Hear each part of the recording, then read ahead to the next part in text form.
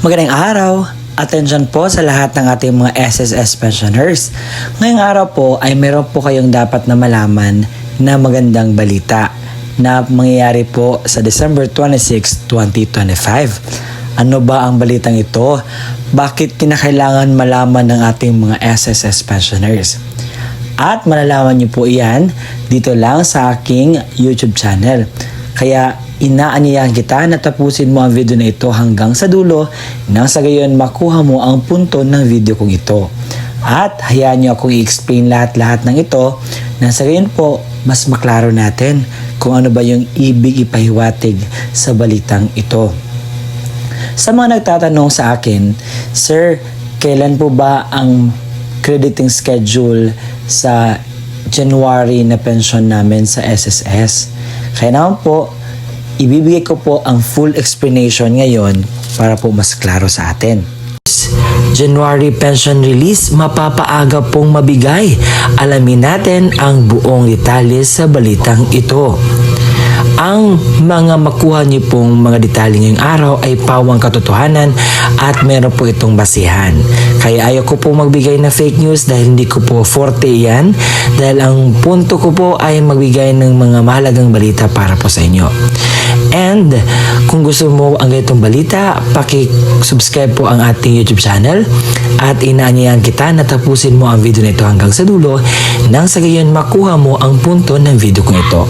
Ng base ang SSS Circular Number 2020-024. Ito ay tumutukoy sa ating mga SSS retirement, partial disability, total disability, and death or survivor pensioners.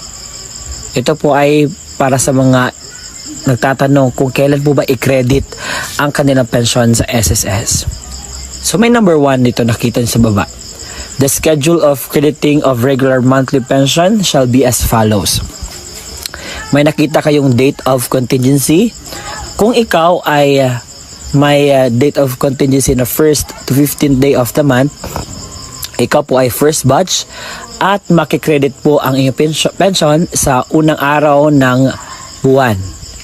At kung ikaw naman ay may date of contingency na 16 to the last day of the month, ikaw po ay second batch at makukuha nyo po ang inyong pension sa 16th day of the month. But meron po siyang exemptions.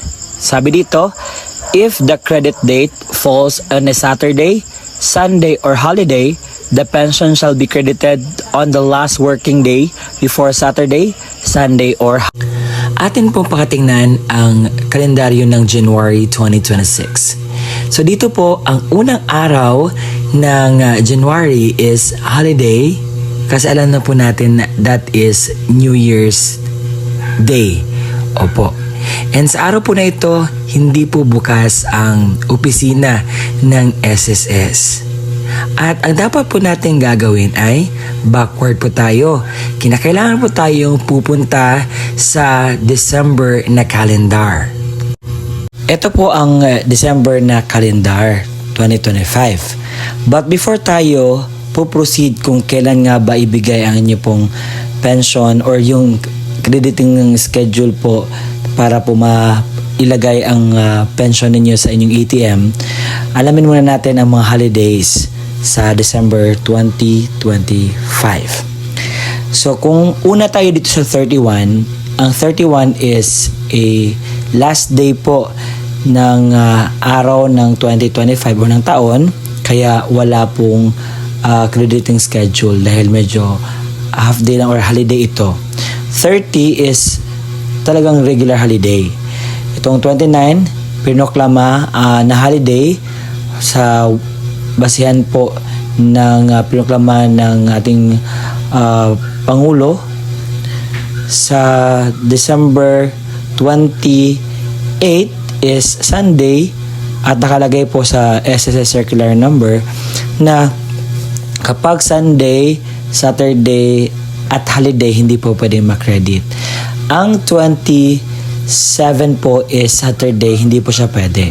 So, ang inyo pong schedule sa inyo pong pension, makikredit po siya sa December 26. Agad-agad. Pagkatapos ng Pasko, paldo na naman kayo. Maibigay na naman po ang inyo pong pensyon na para po sa inyo.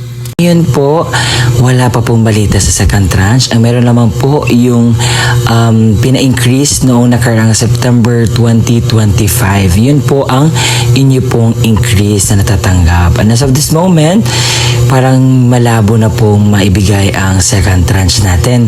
So sa mga nagtatanong, mag-iwas po kayo sa mga fake news po na inyo pong napanood sa Facebook, sa YouTube, or kahit saan po ninyo pinanood. Wala pong katotohanan ang lahat po na iyan. Dahil ang totoo po, hindi po yan maibigay po sa inyo.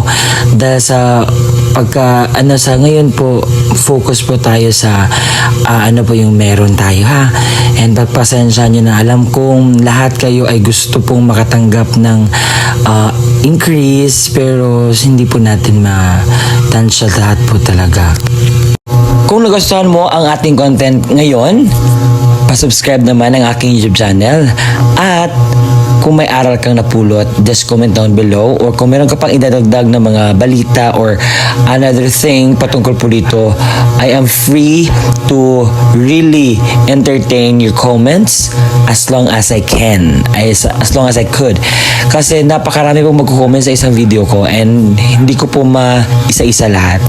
Kung meron po ako makitang importanteng comment po, yan, aking sasagutin po sa vlog. Hanggang sa susunod po nating pagkikita. Bye-bye!